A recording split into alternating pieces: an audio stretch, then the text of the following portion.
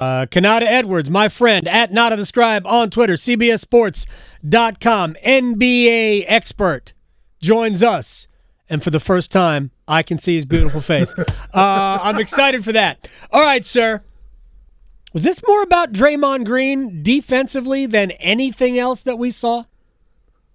I wouldn't stop at just Draymond Green. Sure, okay. How many times did you see them give up dribble penetration? Right. Steph giving it up. It was Wiggins giving it up. They don't have a guy to guard Draymond Green at this point. Not Draymond Green, Jaylen Brown, I mean. Right. They don't have a guy to guard Jaylen Brown. And we're not even getting into the 23 points that Jason Tatum is creating just off of his assist alone. That's some of the stuff that we're seeing right now from it's an entire mess defensively. And for one of these teams being one of the better, like both of these teams were excellent defensively. The fact that Ime Udoka keeps coming back and destroying whatever scheme Steve Kerr comes up with, that should be kind of an alarming situation right now. How does Golden State do this in the third quarter? Every third quarter, they took the lead. I know Boston reclaimed it and led by 4 after 3. The Warriors had a 1-point lead. I think it was 82-81 after being down by at least 17 in the second quarter. How did they do this? And then Boston gets back up off the mat, although they didn't in game 2, obviously. Because it goes back to what Jason Tatum said earlier, which was this team, we just got to stop turning this over. We got to stop turning the ball over. We just got to start being smart with the ball. The minute the Boston Celtics start being smart with the ball, it's not a series anymore. It's not a competition anymore. The only reason that this series has been somewhat close and somewhat competitive at this point is because of the Boston Celtics turnovers. That's it. Outside of that, when the Boston Celtics do not turn the ball over, they're a vastly superior team to the Golden State Warriors, which is something I'm not sure any of us saw coming at this point. I remember having conversations before, like it was during the conference finals, and it was almost a fait accompli that, okay, whether it was Boston or Miami, neither of these teams were beating Golden State. And I mean, I didn't really challenge it. I liked Boston. I liked them better than Miami, and they ended up needing to go to Game 7, which was concerning. But I didn't think it was a slam dunk, but I understood that most people were picking Golden State, and they were the betting favorites. And then I saw one game, and I went, wait a second. Yep. I'm not sure Boston isn't the better team, and I'm not sure it's that close. I think they have more weapons, and I just think Golden State has too many question marks, whether it's Clay, both ends of the floor, Draymond, who's just no good offensively at all, or cooked, and he might be. That's a thing. We might have to talk about that. Draymond might be cooked, and Clay too. That's the thing that worries me the most. Honestly, if you're a Golden State fan, you got your Clay game. You got your one Clay game. Clay had 20 plus last night. You lost. That's not a guarantee to happen again. There is I would be completely concerned if I was on the Golden State that you got your Clay game and you lost, and you kind of lost handily because Boston stopped turning the ball over and started shutting off your water. There's a problem here. Do they have to go bigger? I mean, especially with Robert Williams being as big a factor as he was, 15 offensive rebounds, and it seemed like every single one of them ended up being a putback. Grant Williams was big on the offensive glass. He had 3 offensive rebounds. It seemed like 8 because I think they all came at big times. Does Golden State have to keep Kevin Looney on the court? Looney's got to stay on the court. And I'm starting to get to the point where if you're Steve Kerr, you might have to go to the emergency button and try these rookies. I think we're there. Jonathan Kuminga? Kuminga, especially because you're going to need that athleticism. You're going to need someone to be that release valve on the break. But you also might need Moses Moody because as much as we like Clay, you got your one Clay game. You lost. What do you do if that Clay is not coming back for the rest of this series? it might be Moses Moody time as well. Like, you might have to go. Like, this is an emergency, because if things do not change, if you do not continue to force turnovers from the Boston Celtics, this series is over. And I'm not sure the current personnel, including Andre Iguodala, Otto Porter is strangely good. And I'm not sure if you can my remedy, you got to bench Draymond. I think we're there. How does that work? How do you bench Draymond? You might be right, but you can't. That's the other problem. That man is going to come up with a 5-part series about Steve Kerr and how that coach and how he has held him back his entire career. There's going to be a 5-part podcast series. I can see it right now. That's where we're headed if you bench Draymond, but it might be the only answer, because at some point you're going to need that guy. You're going to need 5 guys on the court able to score at all times. And with Draymond, unfortunately, Boston's like, okay, you want that shot? Okay, you can have it. You can take it again. Right. Okay, you missed again. You want to try again? And then they'll just keep letting them shoot it and shoot and shoot it. And unless you're getting a Draymond Green game, I'm not sure what happens here. I think you're going to have to switch the personnel up. You're going to have to see Kuminga. You might have to see Moses Moody. And more Otto Porter and much less of the Draymond Green. Yeah, Otto Porter, he capped off the 7-point possession. That was pretty. I had never seen a 7-point possession before, so I was glad. First time in my life, too. I was glad to be witness to that. I just don't know. First of all, I think we're making too big of a deal about the Draymond Green podcast. It's not like he does it at halftime. We are. Why is that somehow a conversation piece at this point? Because we need stuff to talk about that's not about the game. Yeah, we need stuff that's not about the game. Or at least certain people do, because they feel like it's the only thing that the NBA does. I produce podcasts for a living. You do? You know how hard it is? Very well, by the way. Thank you. But the thing is, do you know how hard it's going to be for Draymond to record a podcast? It's 30 more minutes of media availability, for which there's tons of media availability, because it's the NBA Finals. That's where this annoys me the most. The podcast, all he's got to do, sit down, hit record. The producers are going to take care of the rest of them. Do you want to know how I know? Because I produce podcasts. That's how I know. So all it is 30 extra minutes of Draymond ranting and raving. Right. If you've seen Draymond rant and rave, it's not like he has any sort of difficulty doing it in the first place. So what are we doing here complaining about this? First of all, it's a great podcast. I listen to it all the time. I think it's better when he is interviewing people than when he is just going off. But look, he's in his hotel room or wherever he is. I mean, he could be watching. He's probably not going to sleep right away. I mean, he could be watching Stranger Things. I don't know what he's doing. I have zero problem with it. It bothers me that this has become a talking point. I don't think it is impacting his game. And I don't know. I could actually make an argument that it could help his game, because he's talking his way through all of this. Yeah. And Draymond is also very self-critical. He said, I can't repeat it, but he said that he played like blank. Yes. And that's the thing. That's the crazy part to this whole thing. It's not like he's out here throwing his teammates under the bus. Right. If it was that, that's one thing. If it was, Steph's got to shoot better. Clay's got to look not so old.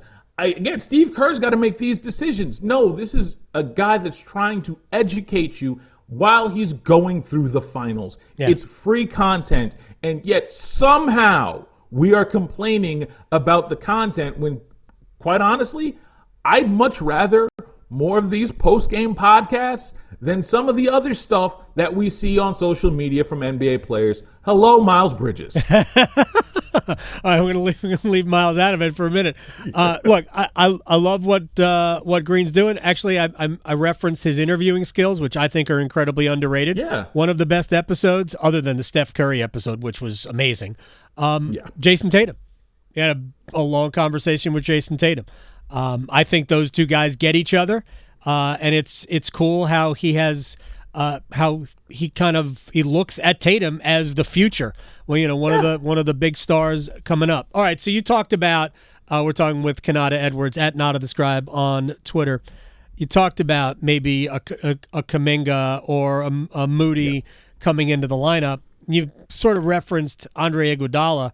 Can Iguodala be part of the solution at all? No. He looked competent in the beginning of the playoffs.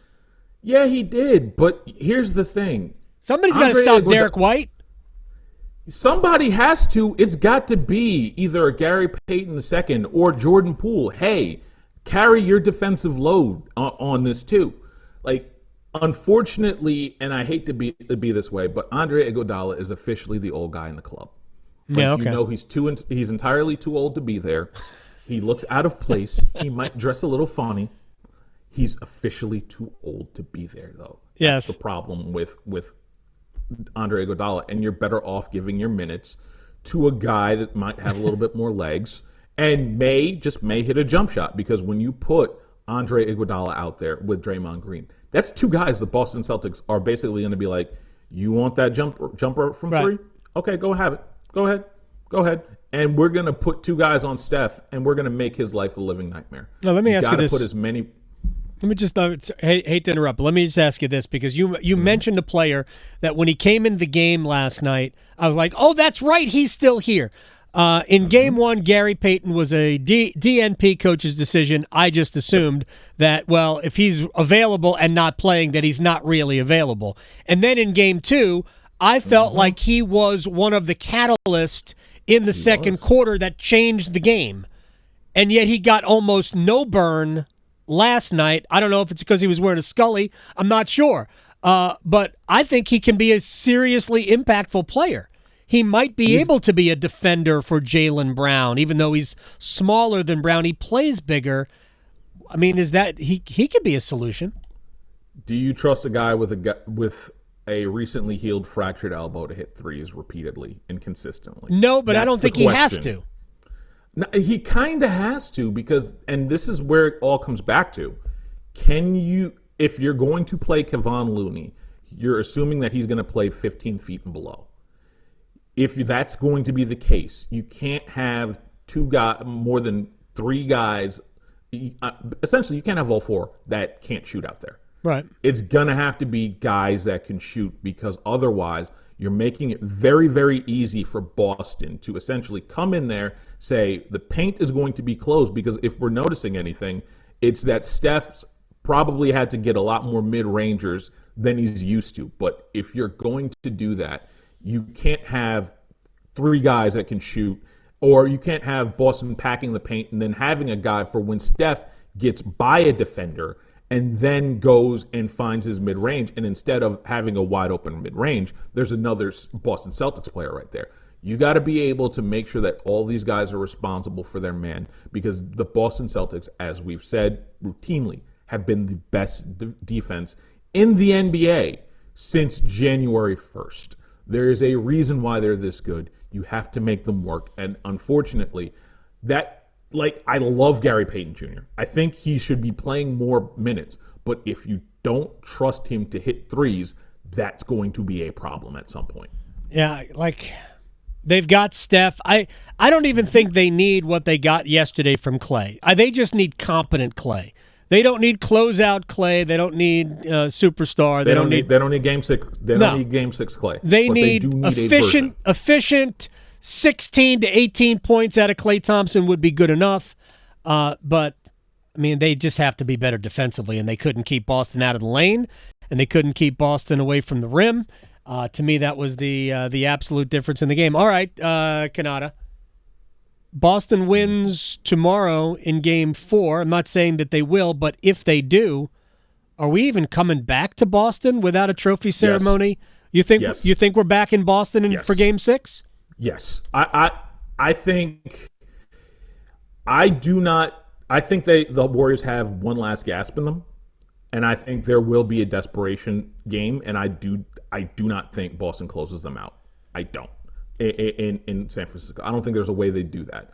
I don't trust them to close it out. It's true. 5, if it happens, I do not, and I barely trust them to close it out in Game 7. And granted, they did go to Miami and in a Game 7 situation, But at some point, the mileage, no matter how young you are, does catch up. And the whole heart of a champion thing is something I absolutely do subscribe to. I think if you're going to close it out, you close it out in Boston. Pray that it's Celtics in 6, because I don't want to see what happens if it's Warriors in 7. Look, they've had opportunities at home, really in the last 2 series, and haven't necessarily taken advantage of them. So, I mean, I wouldn't give the Warriors any hope. I think Boston needs to win Game 4. I think if they don't win Game 4, they're rolling the dice. Even though I believe they're the better team. I absolutely do agree with you there. They're a better team. They need to stop playing with their food.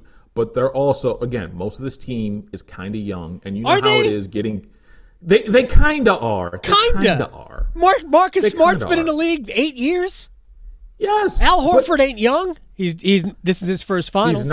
He's not. But the crux of the team mainly is Derek White. Somewhat is. Now, granted, Jason Tatum, Jaylen Brown, those two have some experience, but they've also been shown to play with their food. We all have that one young child that refuses to eat dinner or take their time, or they want to eat part of their dinner now, and then they come back 15 minutes later looking for the plate and then wondering where it went. I may not have been that child at one point. Yeah. That's neither here nor there. But you understand what I'm saying. They'll play with their food. Yep. I feel good about – the thing is, I feel good about Celtics in 6. I feel okay about Celtics in 7 only because they have that Miami game under their belt. I do worry about – I just don't think they're closing them out. I think you're going to get one good Warriors game in Boston. And if they can take that best shot, then, we're headed for Celtics in 6, because I think the max you're gonna get is 2 really good haymakers from the Golden State Warriors, and after that, I think it's a fun series, but I think we're getting close to the Warriors need to do something soon. If you're the better team, take care of business, because that Warriors team, they weren't again. Draymond Green is not going to play that trashy again. He's going to be better. He'll be dirtier. Which I'm okay with because it is the finals, but he's going to be better. At Nata the Scribe on Twitter. You are a gentleman, sir. It's nice to see you. Nice to see you as well. The program. Exactly. And we'll actually see each other probably for ACC Media Days in like a month and change. Absolutely. I will. I'll see you at the hotel refreshment stand. Yeah, absolutely. Absolutely. All right, man. We'll talk to you. All right, my man. You got it.